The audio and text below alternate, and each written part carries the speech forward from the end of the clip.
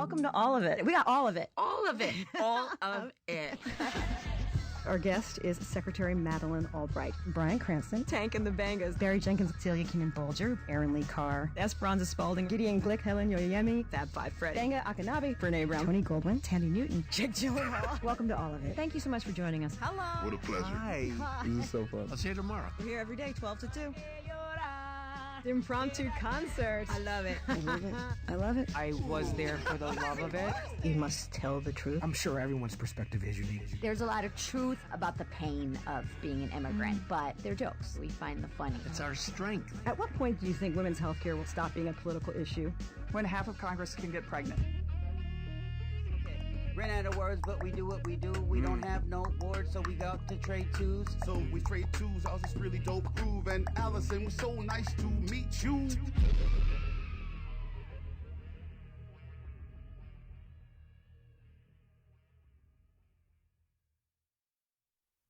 Hi, everybody. Welcome to our August Get Lit with All of It book club event. We're so excited to see you, our regular book club members. Nice to see you. People who are just joining us for the first time, maybe you read about us in the New York Times. We're so happy to hear from you as well. Emma's laughing already. This is going to be a good night. My name is Allison Stewart, and I host WNYC's arts and culture program called All of It every day, weekdays 12 to 2 on 93.9 FM. Please join us on the show, listening to the show, as well as you can stream it online or via podcast. And you should definitely follow us on Instagram. You should go do that right now at All of It WNYC, because that's where we hold our book club discussions and we save the stories. So you, after we talk to Emma tonight, you can go back and see all of the polling questions we did and see what the audience thought about it. Maybe you want to chime in as well. We also want to thank our partners at the New York Public Library who have been making these e-copies of our books available for free download. And the numbers are in, and 6,281 of you got a copy of All Adults Here and read along with us. So that's fantastic. Now, if you've never been to one of our Get Lit events, it's really kind of an interesting book club because we talk about the book and then we try to bring what's on the page to life. So tonight we have a great an expert with us. We're speaking to Dr. Lee Airtron, who is an expert in gender diversity education. We're going to be talking to her about Robin's story in the book All Adults Here. And then we also love music, and so we're going to bring in a wonderful musical element to exclusive performances from Rufus Wainwright for us. So, and then at the end of the night, we announce our September Get Lit selection, which is, I'm just going to give you a hint, it's already a huge bestseller. And I think you're going to be very excited about it. So we have a great evening planned. So let's just get to it. And with our author of the evening, the New York Times has described Emma Straub's work as literary sunshine. And we agree. And we really appreciate that she brought some sunshine into our lives in these past few months with her book, All Adults Here. Let's welcome Emma Straub. Hi, Emma. Hi, Allison. You're the best. I love you. I'll come and hang out with you and your book club any day, any day. Everybody heard that. Everybody heard that. So Emma, this is your fifth novel, right? For you. Well, it's my fourth novel, but then I wrote a story collection that we don't like to talk about. But yeah, it's fifth book. So when you sit down to write a novel, what is step one for Emma Straub in writing a novel? I mean, like right now, just like, full transparency, I feel like step one is childcare. Step one is childcare across the board. Without childcare, there's no writing a novel. But let's say that's covered. Step one is people. I think that some writers have, like really elaborate plots where, every beat needs to be worked out and every twist and turn. And I think some writers really sink in to the place. But yeah, for me, I start with a person or a couple of people. Usually I start with one person and that person leads to another and leads to another. And then before too long, I have like a whole cast. And then I just sort of move them around and see what happens. So who was your first person? Who appeared to you first in All Adults Here? So this is going to sound really ridiculous, but because it's just us chickens, Zoom in here, I'm going to tell you anyway. So I had this fantasy several years ago that I was going to write a romance novel about cheese. I mean, because why not, right? What do I love more than cheese? Nothing.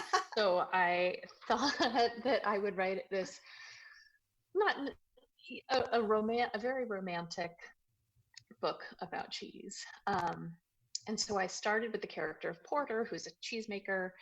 But then I don't know, something happened where I really found that I was actually more interested in Porter's mother.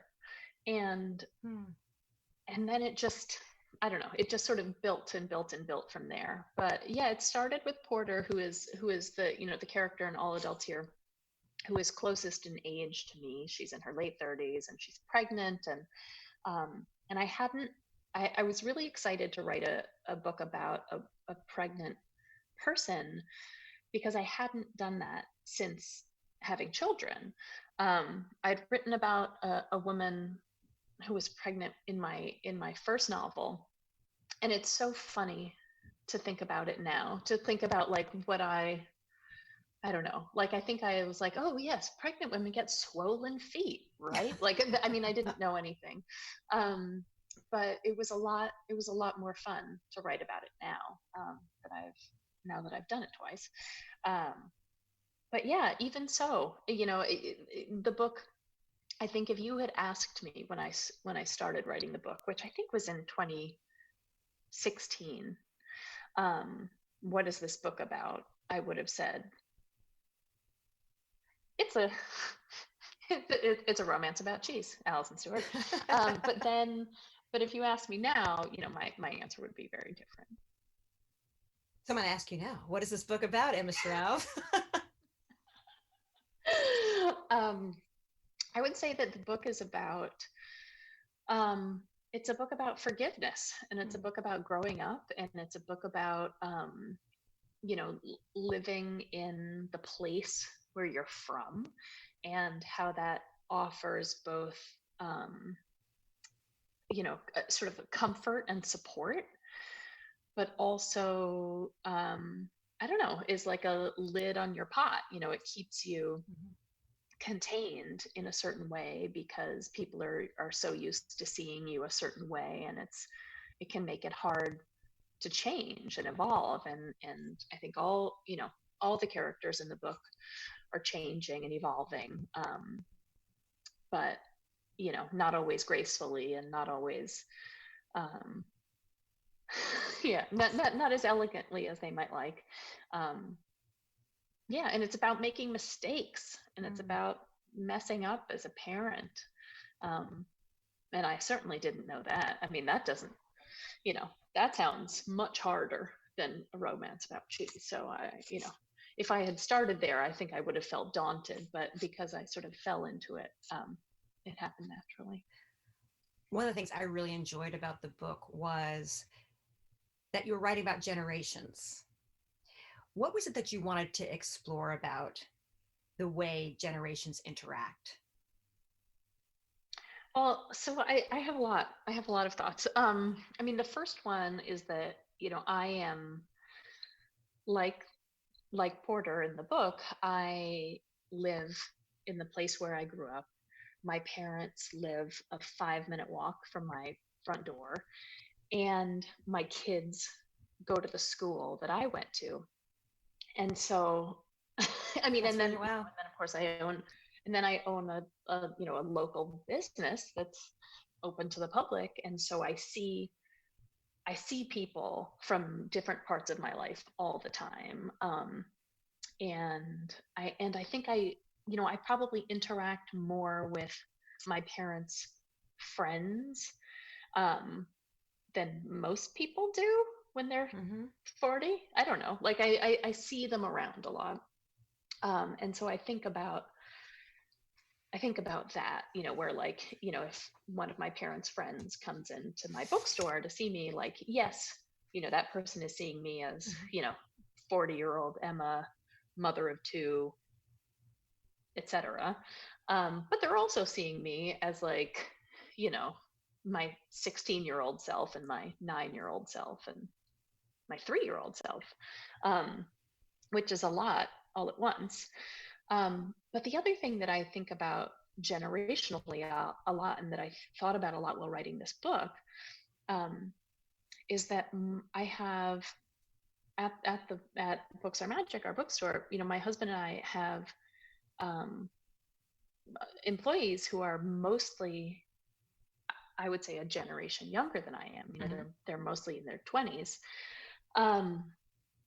And boy, oh boy, have I learned a lot from them. You know, like I feel like they are, without exception, smarter than I am, and just sort of further along in in understanding so many things that I didn't.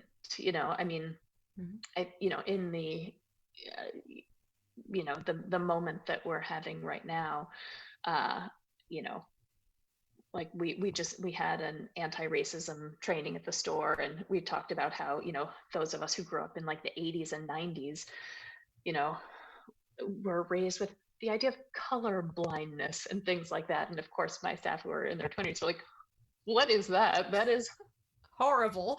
garbage. That is hoogly moogly garbage. But, you know, and then when it comes to sexuality and gender, they understand things now sort of inherently that I didn't. And it's just wonderful. It just makes me feel like spending time with people who are a lot younger than I am just makes me feel like it is possible that this country is going to be okay, and that humanity is moving in the right direction. An important part of this book is secrets. And when you were on our show giving us a preview of this event, you said that sometimes your characters' secrets, you don't even know what they are, and then they reveal themselves to you. What was a secret that surprised you, that just sort of gobsmacked you, and you thought, whoa, I did not see that coming out of this character? Let me think.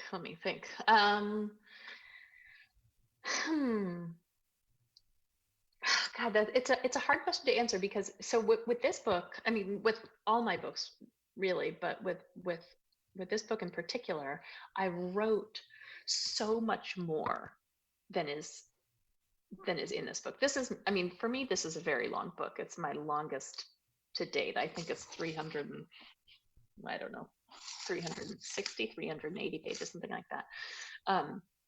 But I've written, you know, there are hundreds more pages where, like, you know, sometimes someone will ask me something, like someone asked me about Birdie, who's Astrid's girlfriend, about her sort of backstory. And I was confused for a moment, because I was like, well, didn't you read that like 30-page chapter about Birdie in going to hair school in the 70s in Texas? And then I realized, no, Emma, that's not in the book.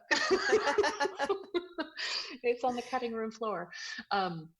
So there are a lot of things that, like, I feel like I actually have a lot of secrets about all these characters that I don't even think of the secrets. I think of them as,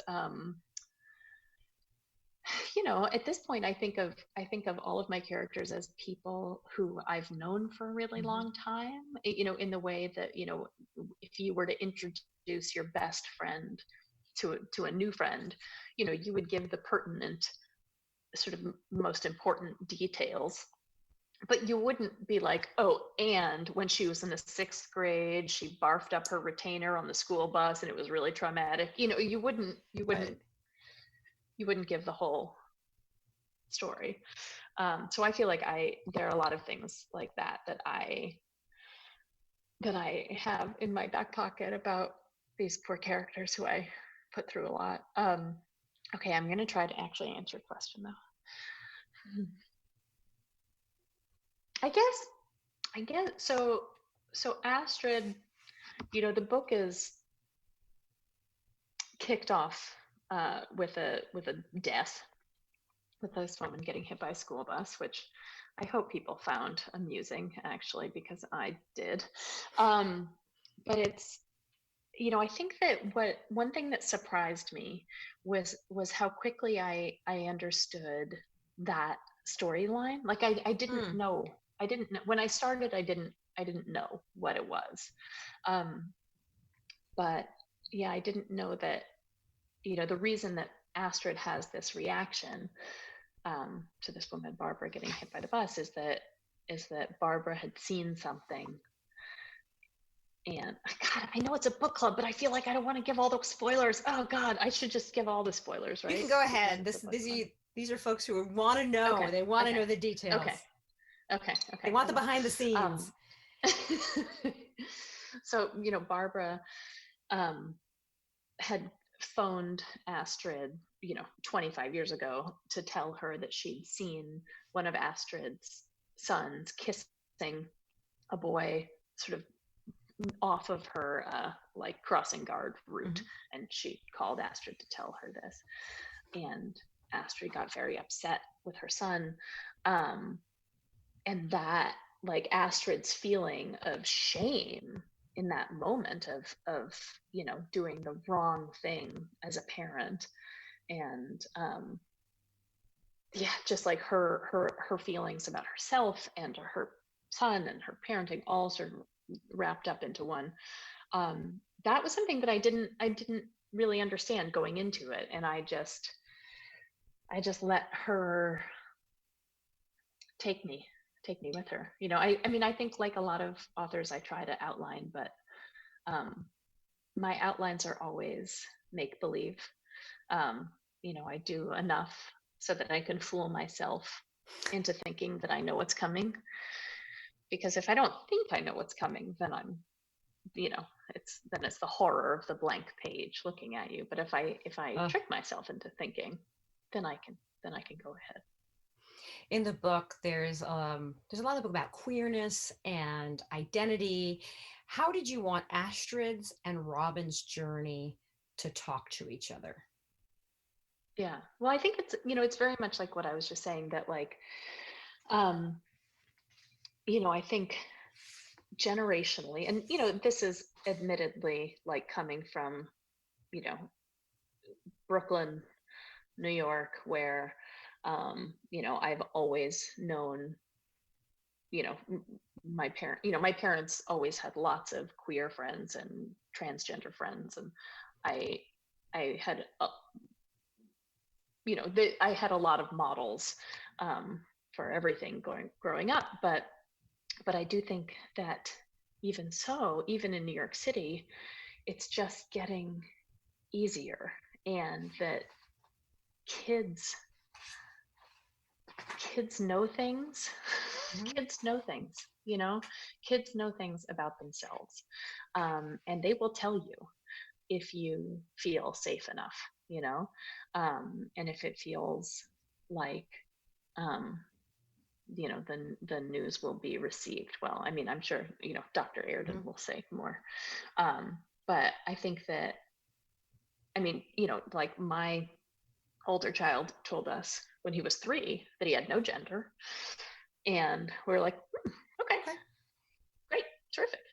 And I think that's because I'm using he because he likes he, but it's because he knew other friends of ours who had no gender, and we just we never, I don't know, we were always just open to whatever information he shared with us, and this, or last year in school, he said, I want you to tell my teacher. Oh, interesting. Like, okay. Yeah. And he sat about 6 inches away, but he wanted me to say it. He didn't want he didn't want to say it. And it was, A-okay. The teacher said, great. Okay. What pronouns do you want? And that was it. And there was no confused look, which was nice. Made my kid feel good, made me feel good. But yeah, I mean, I think that it's just amazing to me. And I mean, I think that the difference between Astrid and Robin is that Astrid, is nearing 70, and I don't think that these are new feelings for her, but it just hadn't, she'd been scared, she'd been scared, and and she's a very like hard and fast sort of orderly person, but I think that for her, keeping sort of the trains running on time and, raising her kids and doing everything else took precedence. And so, she wouldn't have paid attention to a love life of any kind for a long time. But yeah, I think that she just sort of wasn't ready. And then Robin, Robin's more ready. I mean, she's nervous about it too. But she's more ready, and her parents are ready too. And I think that goes a long way, I mean, I think that, for the kids who I know who are trans, their parents are just amazing and just can make it. I think parents can just make things so much easier or so much harder. And I know that in general, the experience is so much harder, but yeah, I wanted, the Times, and you said, called this book Literary Sunshine, so it is a rosy view, for sure. But that's okay. But I sometimes think that it's a real one. Yeah, that's okay. yeah, I mean, I think it is. I think it's important. Actually, I think it's important sometimes. Yeah. Yeah, me too. So we're going back to the interactive portion in a minute. Some of our viewers are sending in questions already. But I do want to say that, we did a poll about Porter's affair with her former friend, Jeremy. We asked on Instagram during one of our book club discussions whether this is when people are just starting the book, whether they supported Porter's affair. 60% said no, but that means 40% said they did, which is not insignificant. But as they were reading the book, more listeners voiced their dismay at Porter sleeping with Jeremy. One person wrote to us, Porter sleeping with Jeremy after Rachel was so disappointed with her. Why? Why, Emma? And why does she keep coming back to Jeremy? I mean, he's a hunky veterinarian, right? So, I mean, those are two pluses, right? He's a hunk and he can, make your cat feel better, right? So those are both two good things. I mean, yeah, no, obviously I'm joking. It was a terrible idea. She should not have been doing it, obviously. But I don't know. If people always make the right decisions for themselves, what fun are they? If people are always conscientious and thoughtful, what fun are they to read about? Not very. So yeah, and Porter knows it too. I think that the thing about Porter in this book is that she's really this is the first deliberate thing that she's ever done, having this baby on her own. And so she knows she is rounding this corner into responsibility. And I think that, not going back to sleeping with Jeremy is sort of her last gasp of totally selfish, idiotic behavior. Okay, viewers, you can start to send in your questions for Emma. We've got this one is really interesting. It's from Catherine. How would the Strick family cope with COVID? Oh man, I think about it all the time. I think that,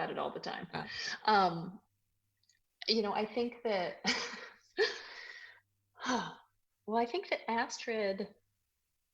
Astrid would be great. I think Astrid, they're all wearing their masks. They're all being good. They're all washing their hands. Astrid would be probably making her own hand sanitizer solution. Yeah, I think that the trickiest part would be them all stuck together in the house. I don't know, would Porter want to be alone? Probably not, right? So I think that she and the baby would probably move back in. Yeah, I mean, I guess the one you would really worry about would be Elliot, because I like me, Elliot has two very loud children. And so you would worry about the decibel level in Elliot's house. My mother, who I'm sure is listening to this right now, said to me the other day, she was rereading for this book club. And I was like, Mom, you don't have to read it again. She was like, oh no, I'm going to reread it for Allison's book club. She said, those are your children. And I said, I know, Mom, you're not supposed to tell people that.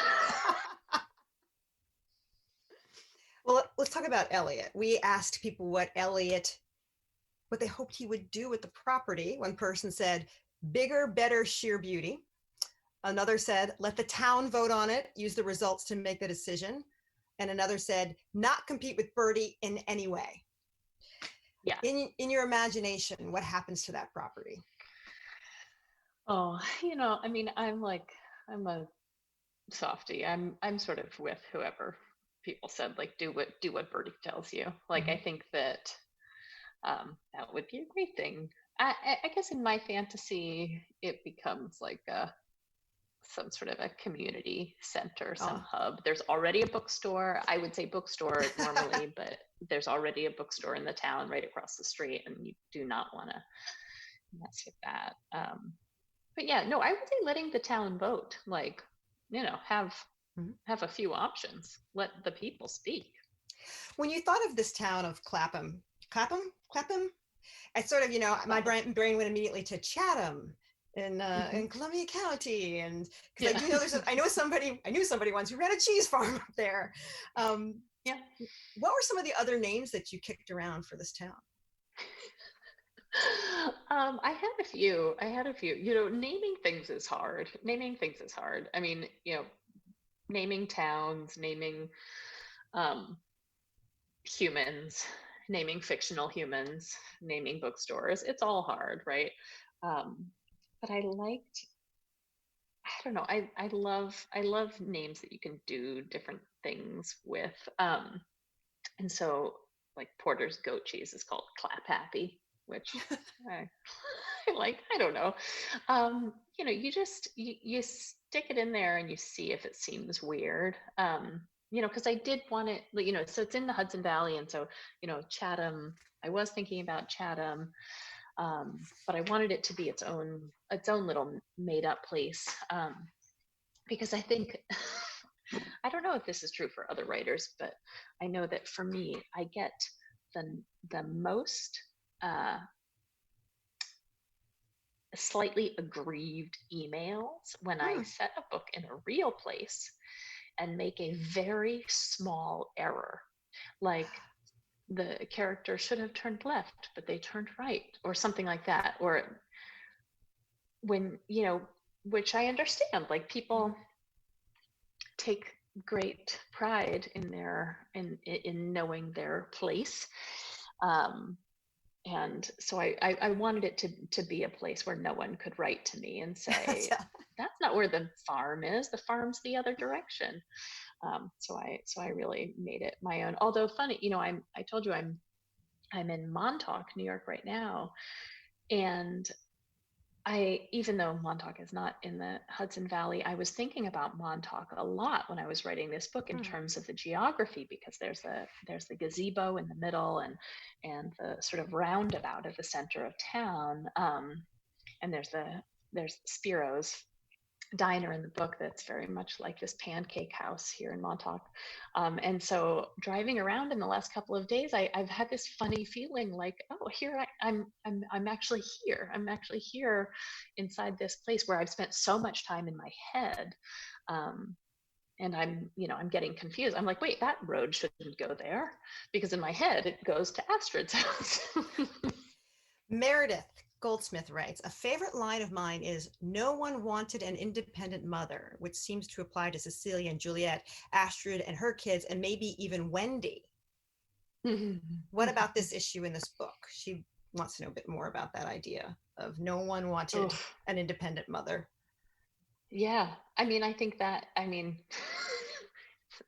I don't remember that line, but I believe you that it's there because it's something that I feel deep inside my skull.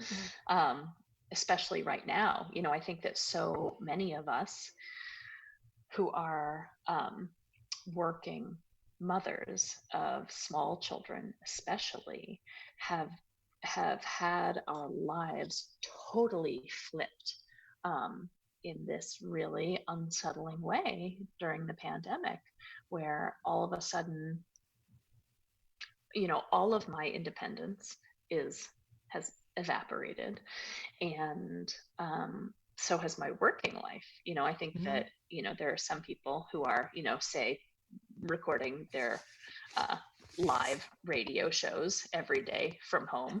But then there are some of us who, you know, write novels instead. And so it's not, I don't know, I've been thinking about that a lot, where, you know, I think that, of course, I believe very much that my children want me to be a successful human, and whatever that means. And I know that I certainly want them to see me working and happy and independent. But I think it is this, you know, there's this push and pull of parenthood where, you know, you want to be, you know, your own person and able to do everything that you want to do. But then you also have to be ready to drop whatever that is, you know, at a moment's notice to, you know, to snuggle and to comfort and to parent and to do it all. And I think that, you know, this, for me, this the last few months have been a real crash course. I was sharing with you before we went on the air that I was on the air one day, and just my son forgot and just yelled, "Mom, what's for lunch?" in the middle of my live radio show. And you have that urge, like, I would love to make it for you, but I'm talking to a fancy author, and it is a push and pull. It's been very difficult. And I have all the privilege in the world, but it's still been incredibly internal. There's a lot of internal push and pull. Yes. So I want to read you a couple of comments, and then one more question, and one more question from me. Randy G in New Jersey said, I felt this was an across-the-board coming-of-age tale in that there's no specific age to do so, which I think is a great comment. Yes. Donna says, to me, the theme of this book is honesty. Despite everything, where you are, where you're from, how old you are, you have a moral code of honesty. And now this is from B Hippo. What's the name? Acceptance of Robin was great, but I wondered how those mean girls suddenly became so accepting. They're so mean. And finally, Anne wants to know, would you ever consider a sequel to the story? Writing a sequel. Oh, yeah. I mean, in terms of the mean girls, I think that at that age, it's really all about wanting to say the right thing and the cool thing. Like, I don't think those girls, I think the main girl was mean, but I think her henchmen are just henchmen, you know, like, I don't think that they actually had prejudices. I think they were just like trying to follow their little queen around. But a sequel, you know, I've been trying to write the TV version. I've been pitching it with a fabulous woman named Sarah Hayward. So we'll see. I mean, there might be a TV show. And what's been actually really fun about that is thinking of things that would be in a sequel. You know, like, what happens to Porter? Like, who is Porter's next romance? I'm not going to tell you, but it's great. It's great. It's so fun. And, you know, I mean, I think as a novelist, I don't know if other people feel this way, but I do often feel like, oh, I miss her. I miss them. You know, what would they be doing right now? How would they be handling this? And so it's really fun to sort of allow your mind to go that way and keep following characters, especially because, you know, that listener is totally right. You know, this book is totally about coming of age for everyone. and of course, you don't do it all at once. Like, I think there are ways that I feel like I have come of age, and then there are a lot of ways that I haven't. So I think that there are always more stories to tell. Before I let you go, I just wanted to talk a little bit about your bookstore. Books are magic, and I wanted to applaud you for your matching donations to a series of really great social justice initiatives. And it's a great thing anyway. And then it's also a great thing to do in a time when small independent businesses are having such a hard time financially. How is it going for you? What would you want people to know about running a small bookstore during this time? Anything you think people should know or think about? Oh, it's a piece of cake. I'm just kidding. It's not a piece of cake at all. It's been really hard. It's been just an enormous amount of work, but like all of us, it's been an enormous amount of work shifted on its axis. We were always working hard, but I think, like my events team have had to figure out, how to do this, how to have Zooms and that kind of thing. And, my husband, who runs, like the day-to-day of the bookstore, like had to figure out how to make it into a distribution center and to ship out 50,000 books over the course of the quarantine. But, we have been really, really lucky because people have supported us throughout. Which is why we're able to, to try to, spread the love. We made these T-shirts that say, "Stay safe, read books," and we sold thousands of them, and we sent $10,000 to the Book Industry Charitable Foundation, which is an organization where booksellers, individual booksellers or bookstores or comic book shops can apply for, loans, grants, money, not loans. You don't have to pay it back. Yeah. But can apply for money for anything, for medical reasons or anything. And so we were really happy to help out our fellow booksellers. And we've done 2 different matching donation campaigns. And it's great. It's great because, people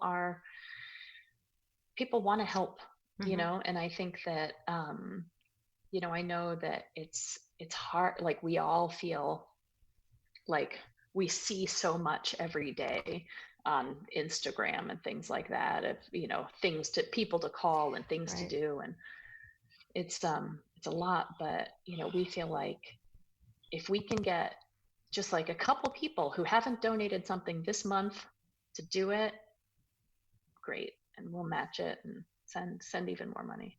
Yeah. Emma Straub, good on you. And thank you so much for being our August Get Lit with All of It book club author. My pleasure, Alice. And thank you so much for having me. And we'll talk to you soon.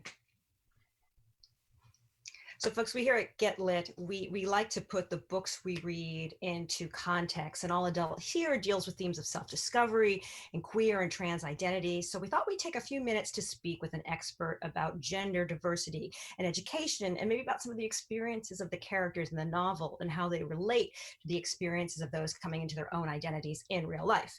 Dr. Lee Airtron is one of the editors of a new book teaching about gender diversity, teacher-tested lesson plans for K-12 classrooms.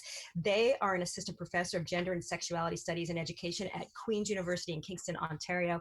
Dr. Lee Airtron joins us now. Thank you for taking some time with us, Dr. Airtron. We know you have a tight schedule, so we appreciate it. You talk a lot about the new gender culture. What does the new gender culture mean? Well, it's actually the subtitle of my first book, Gender Your Guide, What to Know, Say, and Do in the New Gender Culture. And the book and my use of that phrase kind of brings together 2 different things that we usually think are separate. And that is the emergence of gender diversity and the folks who are under the transgender spectrum into public life, which I also refer to as the re-emergence, because there's been ways of living gender that are outside of the sort of linear trajectory from a sex assignment to a gender identity, or outside of that, the M and the F boxes. Those have been with us for thousands of years on this land and around the world. So it's bringing together that re-emergence with kind of a societal reckoning with the fact that the way that we make gender norms very rigid for men and boys and girls and women, that actually isn't a very good thing for anyone. When we have really rigid ideas of what boys should do and how they should behave, we see across different fields, whether it's business, whether it's education, that those become ways of exercising power over other people. So trans people are reemerging into public life, and we're learning that how we enforce gender on each other isn't actually going very well for many people, including but not only people who are transgender. So the book, my book, Gender Your Guide, helps you figure out how to stop participating in making that gender system so rigid in all of your relationships. So yeah. One of the characters in the novel we're reading, All Adults Here, is introduced to us as August with he pronouns.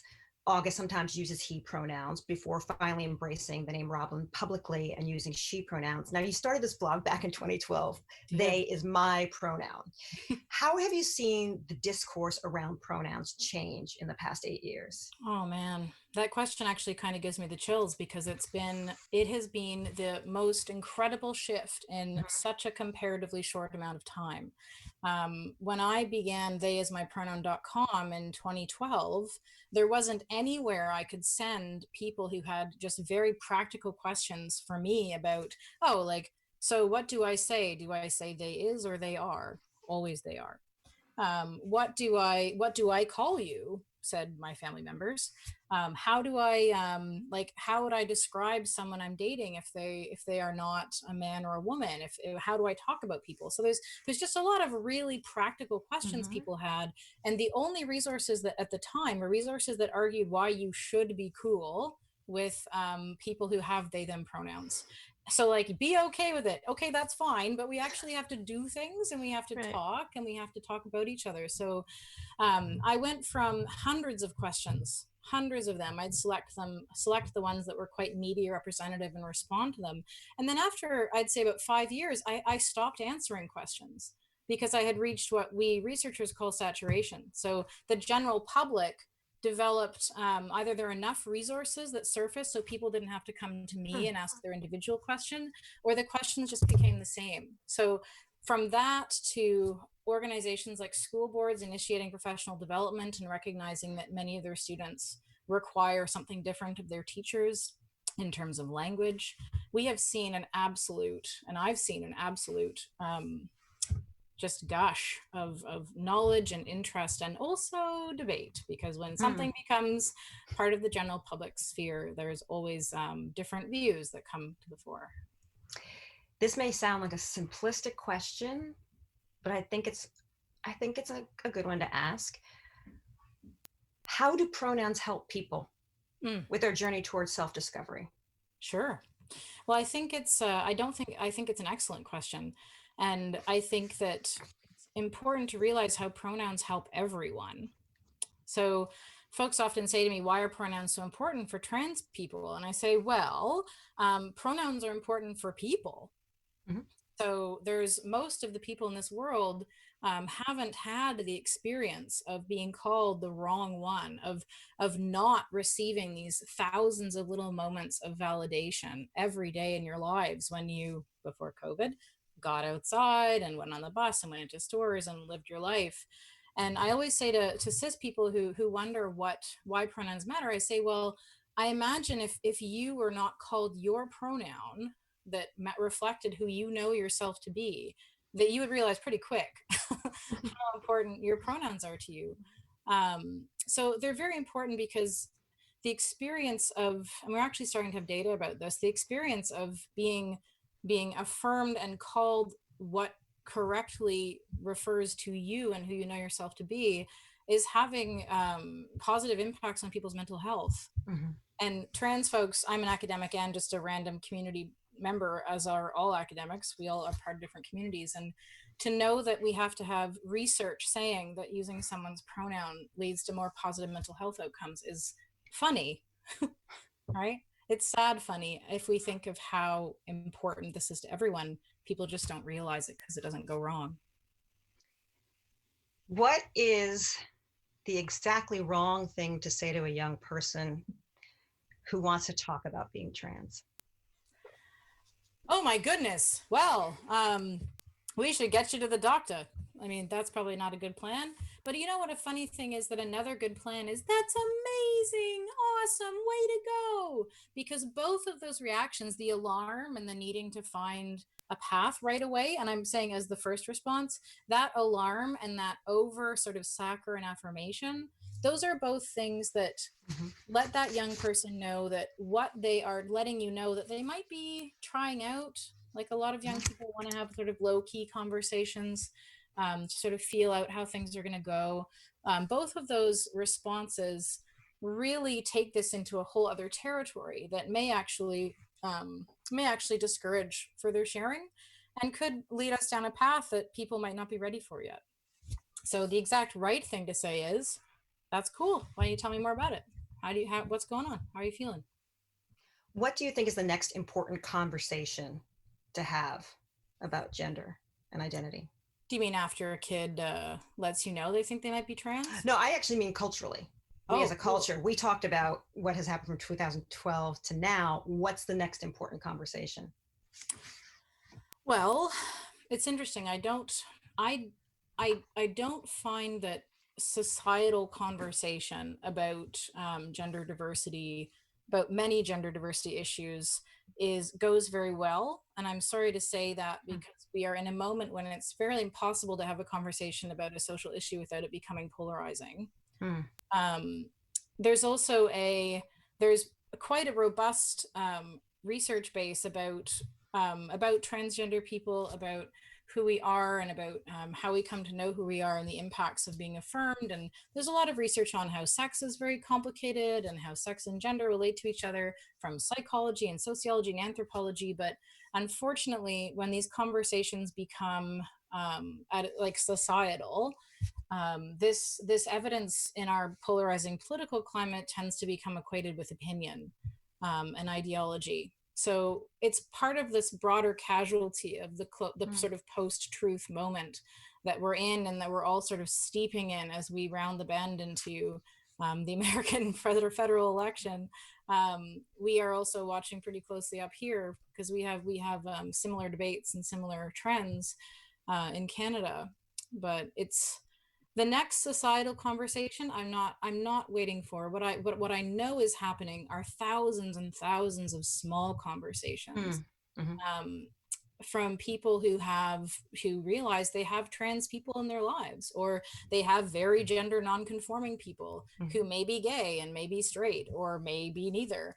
And these are just people in your life. They're in your church, and they're in your office, and they're in your school. And being around us, being around people who are different from you gender-wise, that we know that leads to less prejudicial attitudes. So I'm not going to predict the societal conversation, but I know that we are having, and I'm very grateful to be part of so many little conversations, and that is what is actually changing the world, so everyone can live the life that they would like to have, and not the ones that trans folks have had to have in the past. Dr. Lee Airtrend, thank you so much for being with us. We really appreciate you sharing your research and your expertise. It's my pleasure. Thanks, Allison. Coming up next, a performance from Rufus Wainwright. I do want to take a minute, though, to let you know that we are so thrilled that we're able to have these kind of events. But here's the thing. It costs money. The Green Space and New York Public Radio are nonprofit organizations, and we rely on you for support. So if you're in the position, we know a lot of people aren't, but if you are in the position to make a donation, we would be so appreciative. We've made it really easy for you. You just have to text the word live to 70101. We'll text you right back with a form where you can make a contribution. Thank you on behalf of New York Public Radio and the Green Space. Now, there is a lot of work to be done around acceptance and understanding in this country. But if you think about this, in 1998, our musical guest tonight was one of the first openly gay musicians on a major label when he released his self-titled debut album. The album Rufus Wainwright earned the songwriter Best New Artist accolades from Rolling Stone and launched him from a well-respected musical family into his own solo career. Now let's fast forward a little more than 20 years later to this summer when Rufus Wainwright released Unfollow the Rules, which he called a bookend to that first album, which he recorded using the same studio. So let's hear a performance from Rufus Wainwright. This is Peaceful Afternoon from his new album, Unfollow the Rules.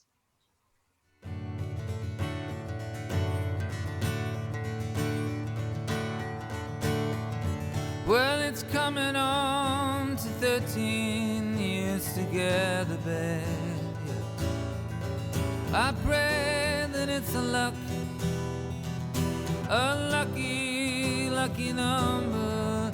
And although I know I've brought you joy and happiness, babe, I've also been a father for country source, for anger.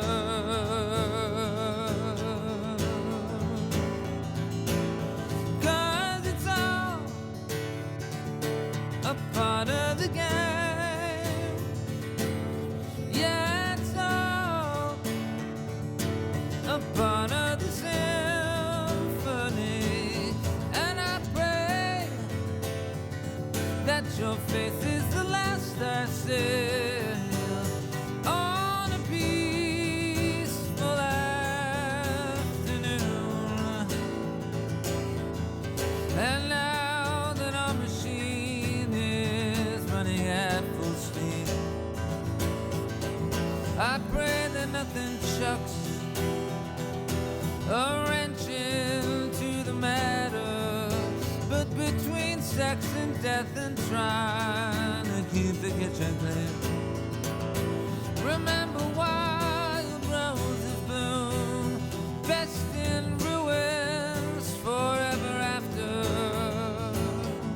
Cause it's all a part of the game. Yeah, it's all a part of the symphony. And I pray that your face is the last I see on a peaceful afternoon. Leaving the living room. La, la, la, la. No, no, no, no, no, no. La, la.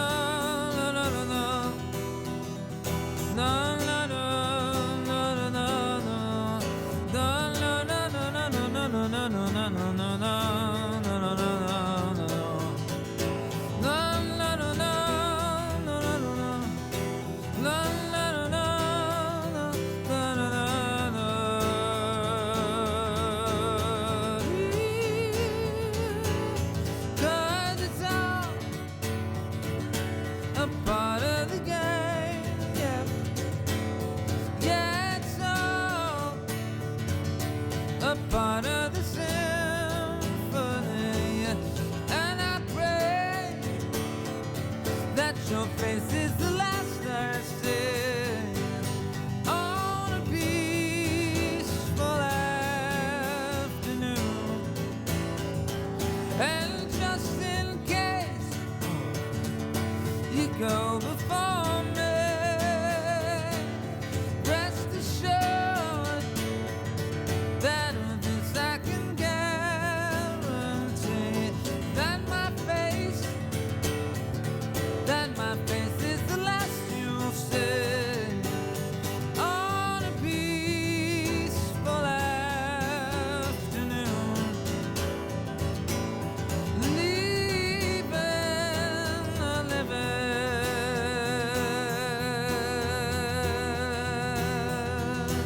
the living room.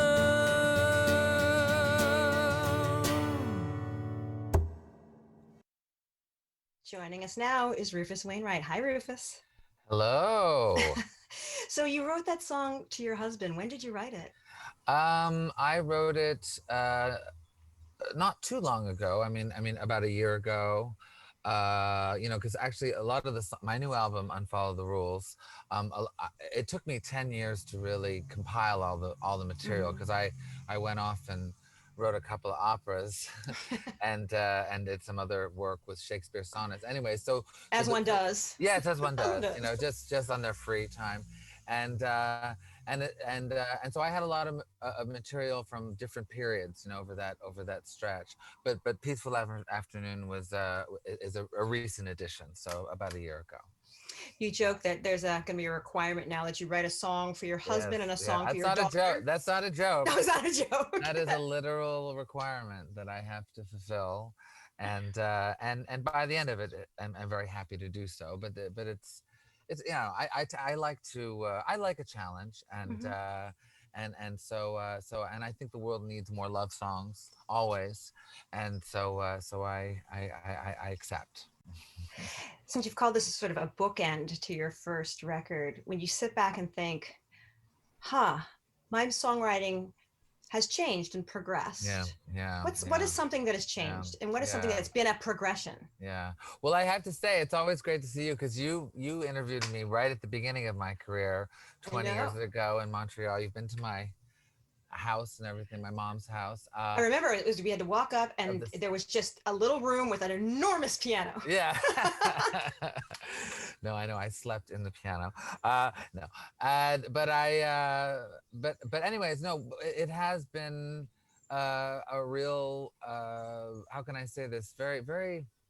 I don't want to boast too much, but I am proud of myself in the sense that, you know, when you look at my first record and then this one, there is this incredible journey that I've been on and that I survived, and that and all these different little kind of periods but that somehow relate to each other, and then I think on this album really come to roost in a certain way, and there is this, I don't know, there's a definite circle that I've traveled along, and I'm now at the sort of back at the beginning in a lot of ways, being in LA and working in some of the same studios with some of the same musicians, in fact.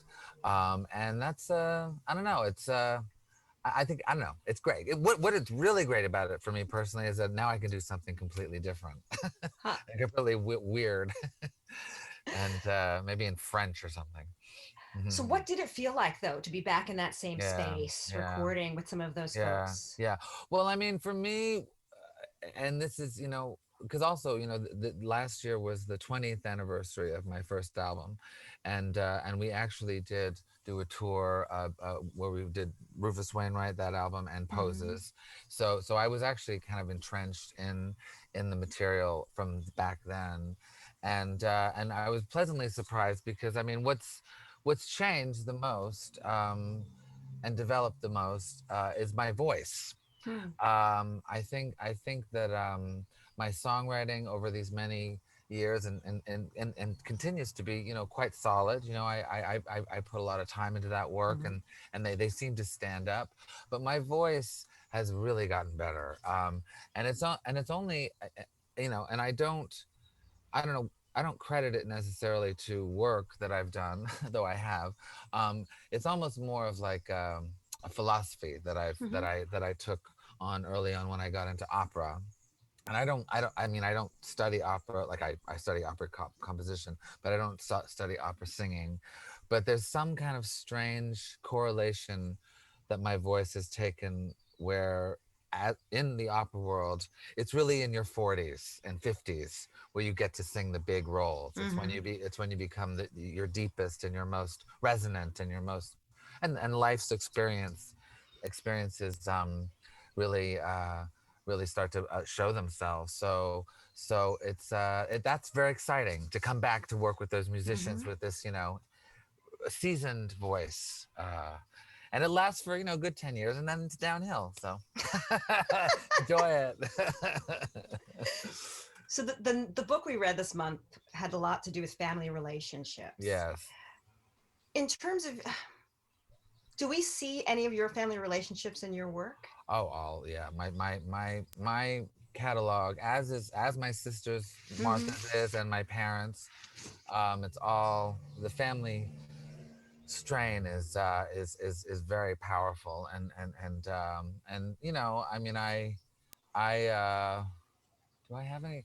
On this album, well, there's a song about my daughter on this album, but my daughter Viva. But yeah, so it's always been an ingredient that I've been. On one hand, I was very fortunate to have, but also, can be tricky at times. Yeah. Did you have a moment when you wanted to run away from it?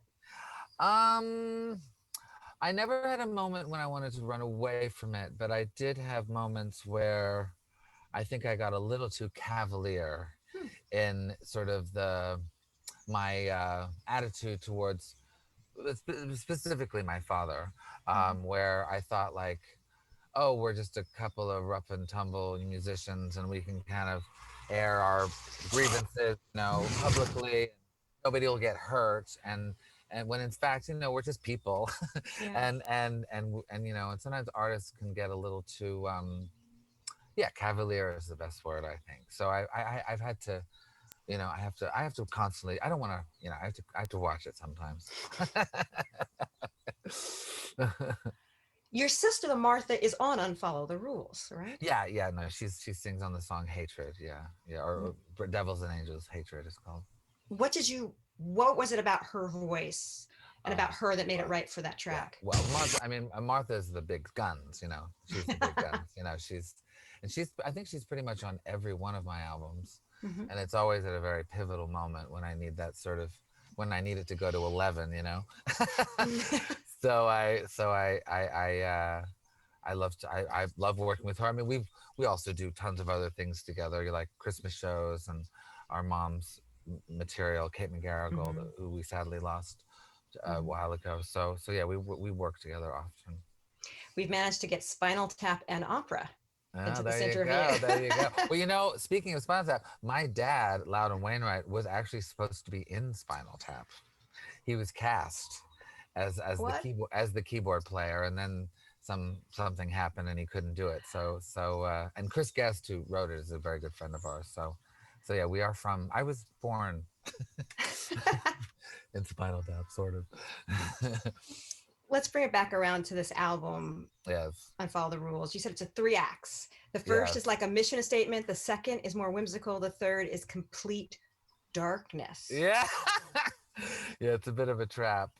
Wow. Yeah. I mean, I think, I didn't plan it out this way. What happened is that, we gathered the songs, we recorded them, and then we started to put them in a certain order.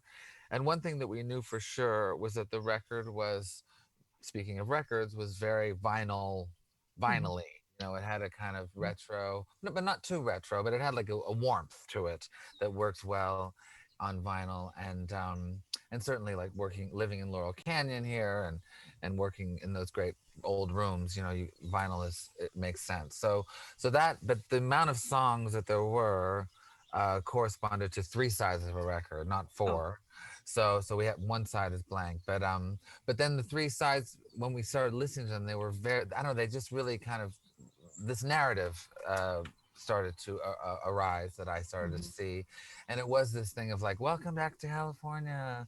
We love it here. It's so peaceful and beautiful and sunny and shiny and yeah, great. And then you like drop acid or something and not literally, just figuratively. And that half is like, oh my God, what's going on? It's crazy. I'm having such a wild time. And then, then you're hungover for the third half and you're kind of recovering. But there's a little bit of light at the very end.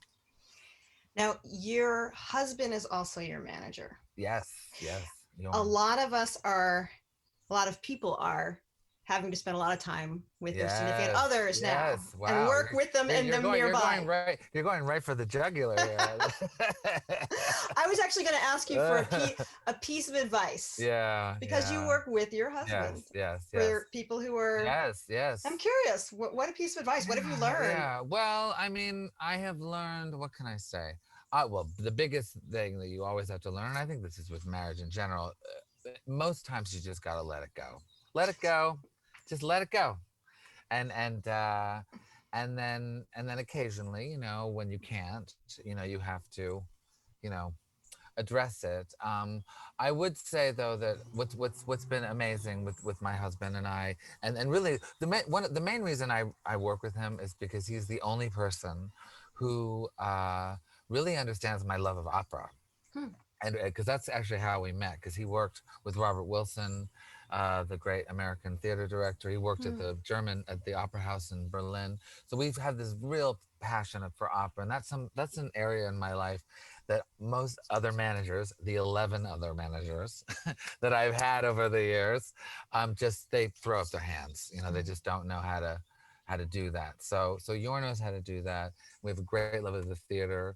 And the other thing too is, now with COVID, we are very fortunate to be in this arrangement, just survival wise, like everything has been cut so much just in terms of income, and I can't really afford to pay, but that's tertiary, I should say, tertiary. But we're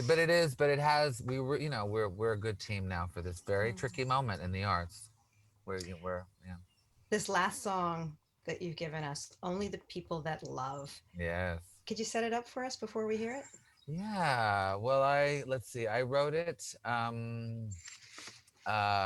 I think I wrote it in Oregon or something, and it just came to me. I didn't know what it was about for a long time. It is one of these songs that kind of arrives, and I just I'm this vessel, and then I compose it, and it's only really a while later that it kind of dawns on me what I'm actually referring to, and I do think it's very prescient at the moment, in the sense that, amidst all of this horror, and it really is horror. I wish it was a little less so, but it is. Really, love is the answer, and it's really the people who love truly that will, they gotta win, or that's the side I'm on anyway. So it's for the people who love. Rufus, thank you so much for being with us. It was a pleasure talking to you again. Let's not make 20 years. I know. Come on. I have to say, you look exactly the same. So, congratulations. Rufus, thank you. Okay, thank you. This is Only the People That Love from Rufus Wainwright.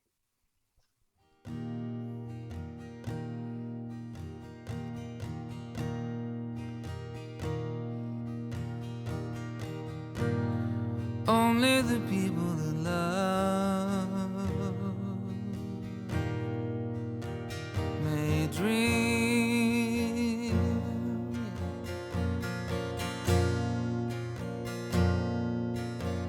In the world of the silent scream.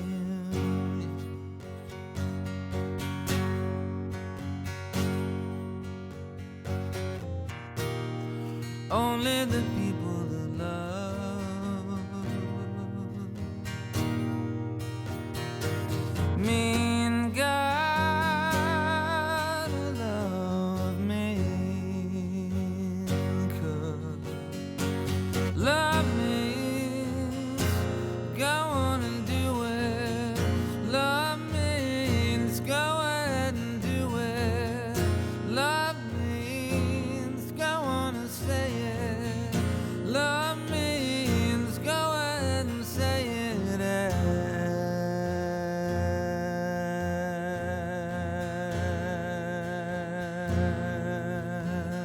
Everything.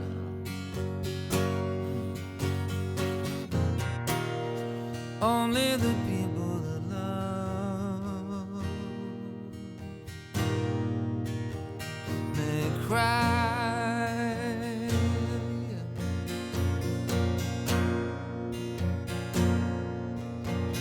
In the world of eternal goodbye.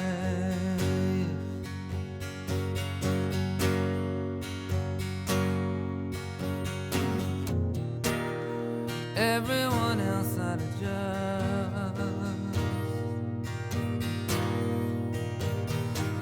die, God, oh love, die, 'cause love dies, go on and do it. Love dies, go ahead and do it. Love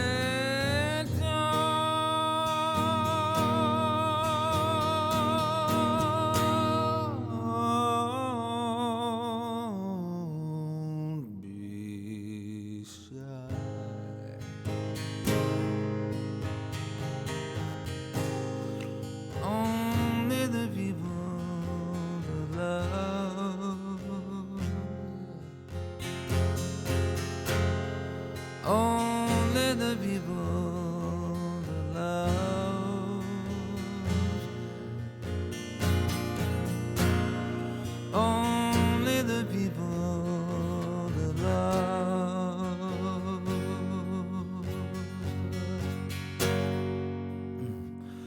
may